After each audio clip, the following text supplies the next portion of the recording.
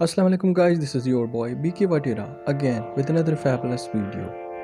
1959 में कुछ दोस्तों ने एक एडवेंचर पे जाने का प्लान बनाया। रशिया के सोवियत यूनियन के पहाड़ों पे चढ़ाई करने का प्लान। इस ग्रुप में टोटल 9 लोग थे, जिनमें 2 औरतें और 6 मर्द शामिल थे। ये सभी हाईली ट्रेन प्रोफेशनल हाइकर्स थे और इस बर्फानी इलाके से बड़े अच्छे से वाकिफ थे।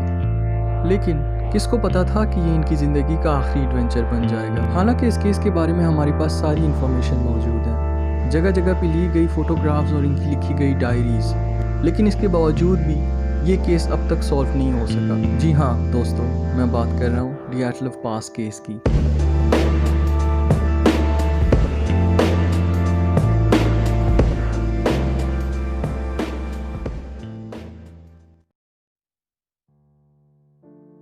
जनवरी 1959 की सुबह को इस ग्रुप ने अपने सफ़र का आगाज़ किया। इनका ट्रेन साइबेरिया के घने बर्फानी जंगलात के बीच में से गुजरता हुआ अपनी मंजिल की तरफ रवाना था, अपने अंजाम से बेखौफ, क्योंकि ये सफ़र इनकी ज़िंदगी का आखिरी सफ़र बनने वाला था।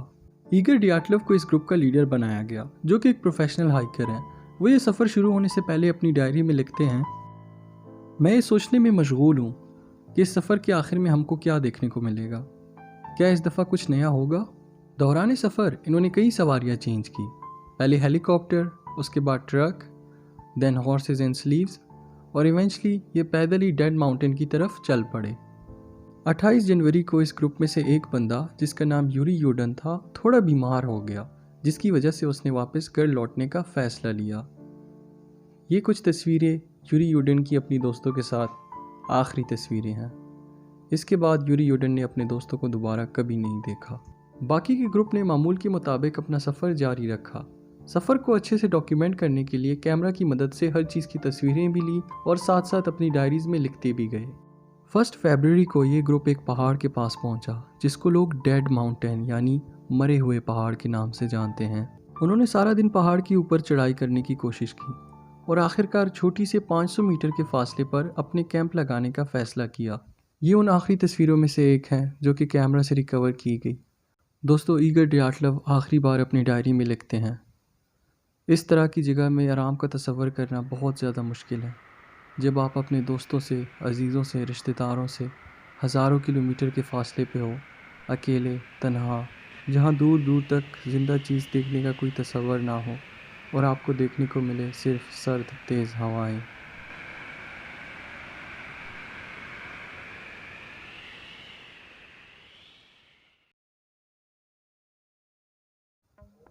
कुछ हफ्ते बाद दोस्त और रिश्तेदार काफ़ी ज़्यादा परेशान हो गए, क्योंकि किसी का भी कांटेक्ट ईगर या किसी भी दूसरे ग्रुप मेंबर से नहीं हो पा रहा था।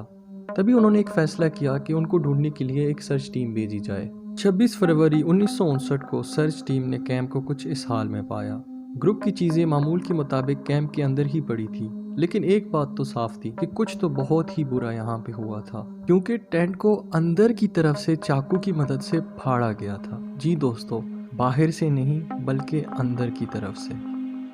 अगले दिन सर्च टीम को 9 पैरों के निशान मिले, जो कि पहाड़ से नीचे जंगल की तरफ जा रहे थे। लेकिन इन पैरों के निशानों के बारे में सबसे अजीब चीज़ ये है कि ये एक शांत तरीके से नीचे गए हुए थे, ना कि हड़बड़ाते हुए या भागते हुए।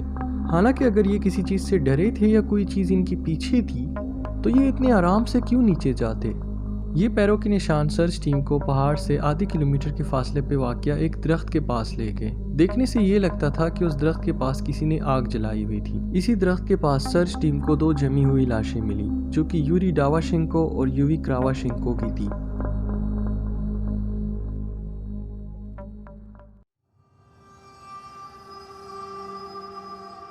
सर्च टीम को पूरे 2 महीने लगे सब हाइकर्स की लाशें दरियाफ्त करने में। हैरत की बात तो ये है कि पहले जो 2 लाशें मिली, उन्होंने ना होने के बराबर कपड़े पहने हुए थे। ना तो कोई जैकेट था, ना कोई बूट्स, ना कोई ग्लव्स, ना कोई पैंट्स, जस्ट इनर वेयर्स। हैरत की बात यह है दोस्तों कि इस टाइम -30 डिग्री सेंटीग्रेड का टेम्परेचर था, जो कि इंसान की कुल्फ़ी जमाने के लिए बहुत होता है। तो इस तरह के टेम्परेचर में आखिर ये लोग इतने कम कपड़ों में क्या कर रहे थे? जिस दरख्त के पास इनकी लाशें मिली, उसकी टहनियाँ ऊपर से टूटी हुई थी, जैसे कि किसी ने उसके ऊपर चढ़ने की कोशिश की हो।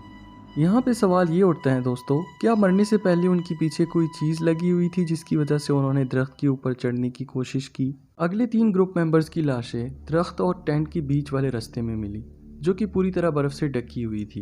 इन तीनों ने पिछले 2 बंदों से ज़्यादा अच्छे कपड़े पहने हुए थे। उतने अच्छे तो नहीं पहने थे क्योंकि अभी भी ज़रूरी चीज़ें जैसे कि बूट्स और ग्लव्स वगैरह मिसिंग थी। दिखने से ऐसा लग रहा था जैसे कि ये सभी वापस कैंप की तरफ जाने की कोशिश कर रहे थे। वैसे तो इनके जिस्मों के ऊपर काफ़ी ज़्यादा ज़ख्मों के निशान थे, लेकिन सबकी मरने की वजह हाइपोथर्मिया बताई जाती हैं। लेकिन पोस्टमार्टम की रिपोर्ट देखने के बाद ये बात ज़रा झूठी लगती हैं क्योंकि उन सब के जिस्मों के अंदर जहर पाया गया। जबकि आखिरी 3 लोगों की लाशें पहाड़ से नीचे मिली, 3 मीटर बर्फ़ के नीचे, और ये तीनों अपने कैंप से मुखालिफ सिमत में जा रहे थे। इन तीनों के जिस्मों पे काफ़ी ज़्यादा ज़ख्मों के निशान थे। एक बंदे की खोपड़ी टूटी हुई थी और 2 बंदों की पसलियाँ टूटी हुई थी। डॉक्टर्स का कहना ये है कि ऐसे ज़ख्म सिर्फ तभी आ सकते हैं जब आपकी गाड़ी किसी ट्रक से टकरा जाए, अदरवाइज़ इस तरह की इंजरीज कभी नहीं हो सकती। इनमें से 2 बंदों की आंखें भी नहीं थी और एक खातून की ज़बान भी गायब थी। लेकिन इसके बावजूद भी इन सब की मौत की वजह हाइपोथर्मिया मेडिकल रिपोर्ट में लिखी गई हैं। लेकिन दोस्तों, इससे भी ज़्यादा हैरत वाली बात यह है कि इनमें से 3 लोगों के कपड़े पता नहीं क्यों रेडियो एक्टिव थे, मतलब किसी न्यूक्लियर चीज़ के कांटेक्ट में आए थे। दोस्तों, 28 मई को ये केस क्लोज हो गया, एक अजीब व गरीब सेंटेंस के साथ कि हाइकर्स की मौत की वजह एक गैर मामूली कुव्वत है जो कि उनकी मौत की वजह बनी। इसी के साथ दोस्तों, हमारी ये वीडियो इख्तिताम पे आती हैं। मुझे लाजमी बताइएगा कि आप क्या सोचते हैं कि आखिर इनकी मौत की वजह क्या थी। नीचे कमेंट सेक्शन में ज़रूर बताइएगा। आप भी हमारा चैनल सब्सक्राइब करें और हमारे स्क्वाड को ज्वाइन कर लें। मिलते हैं आपसे अगले हफ्ते ऐसी किसी मज़ेदार वीडियो के साथ। तब तक के लिए अल्लाह हाफिज़।